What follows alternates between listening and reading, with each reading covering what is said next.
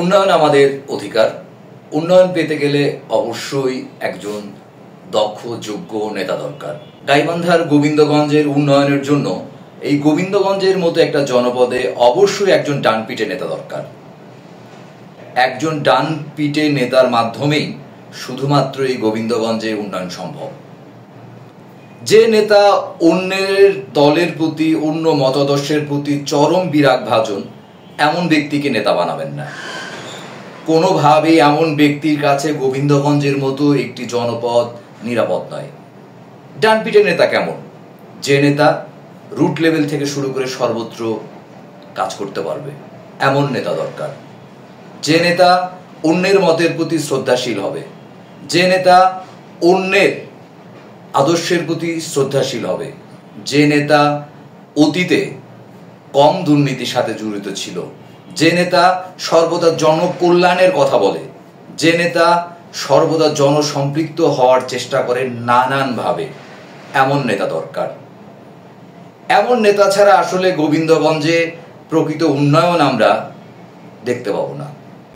সেই নেতা যদি অন্য মতের প্রতি একেবারে চরম বিরাগ ভাজন হয়, সে যদি নেতা হয়, তাহলে গোবিন্দগঞ্জের একটা বিরাট অংশের লোক ক্ষতিগ্রস্ত হবে। আবার যে নেতা দলের প্রতি অন্ধ আনুগত্য রয়েছে, অন্য দল প্রতি, অন্য মতাদর্শের প্রতি তার বিন্দু মাত্র শ্রদ্ধা নাই, এমন ব্যক্তি যদি নেতা হয়, তাহলে শুধু তার দল উপকৃত হবে, গোবিন্দগঞ্জ ক্ষতিগ্রস্ত হবে। একজন ডানপিটে নেতা, যে নেতা দেশের জন্য কাজ করবে, জনগণের জন্য কাজ করবে, সর্বোপরি গোবিন্দগঞ্জের উন্নয়নের জন্য কাজ করবে। গোবিন্দগঞ্জে বড় বড় উন্নয়ন অতীতে আমরা কখনো দেখিনি। মাইলস্টোন উন্নয়ন গোবিন্দগঞ্জে কখনো হয়নি, কিন্তু গোবিন্দগঞ্জের মাইলস্টোন উন্নয়ন হওয়ার উপযুক্ত একটা জায়গা। দক্ষ নেতার অভাবে গোবিন্দগঞ্জ মাইলস্টোন উন্নয়ন থেকে বঞ্চিত। যুগের পর যুগ ধরে তারা বঞ্চিত হচ্ছে গোবিন্দগঞ্জের জনগণ। অল্প কিছুদিন পরেই নেতা নির্বাচনের সময় চলে আসবে আমাদের সামনে। কে হবে গোবিন্দগঞ্জের নেতা? কার হাতে থাকবে গোবিন্দগঞ্জের আগামীর 5 বছর?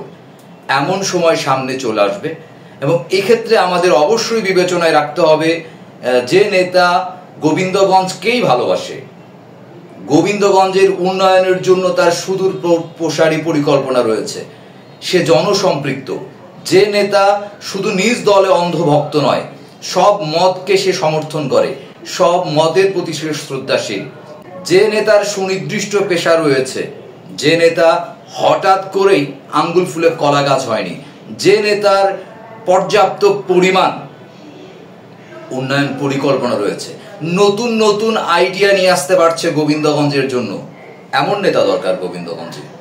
এমন নেতার ছাড়া আগামীতে যদি আমরা তাকে নির্বাচিত করি, তাহলে পিছিয়ে যাবে। আবার সেই অপেক্ষা করতে হবে পরবর্তী 5 বছরের জন্য। গোবিন্দগঞ্জের মাইলস্টোন উন্নয়নের জন্য একজন ডানপিটে নেতার খুব দরকার, খুব দরকার। একটা উদাহরণ দিচ্ছি। গোবিন্দগঞ্জে আমরা ভিজিটি ভিজিএফ এর যে বরাদ্দটা পাই, এটা জনসংখ্যা আনুপাতিক হারে আসে। সব জায়গায় যেখানে জনসংখ্যা যেমন, আনুপাতিক হারে আসে, কিন্তু গোবিন্দগঞ্জে অতিরিক্ত কোনো বরাদ্দ আসে না। কয়েক বছর আগে সারা বাংলাদেশে মাদ্রাসার জন্য 2000 বহুতল ভবন নির্মাণের সিদ্ধান্ত হয়। গোবিন্দগঞ্জ একটি সংসদীয় আসন। 2000-এর ভিতর গোবিন্দগঞ্জের জন্য বরাদ্দ পড়ে মাত্র 6টি। গাইবান্ধা জেলার সবচেয়ে বেশি মাদ্রাসা রয়েছে গোবিন্দগঞ্জে, কিন্তু সবচেয়ে কম বরাদ্দ গোবিন্দগঞ্জে। এইটা কিন্তু যোগ্য নেতা না। যদি যোগ্য নেতা থাকতো, মাদ্রাসার সংখ্যা গোবিন্দগঞ্জ উপজেলা যেহেতু সবচেয়ে বেশি, সে রুটিন বরাদ্দের 6টার চেয়ে আরো বেশি ডাবল নিয়ে আসতে পারতো, কারণ কিন্তু 200টা আরো অতিরিক্ত ছিল। কিন্তু এমন যোগ্য নেতা আমরা গোবিন্দগঞ্জে পাইনি।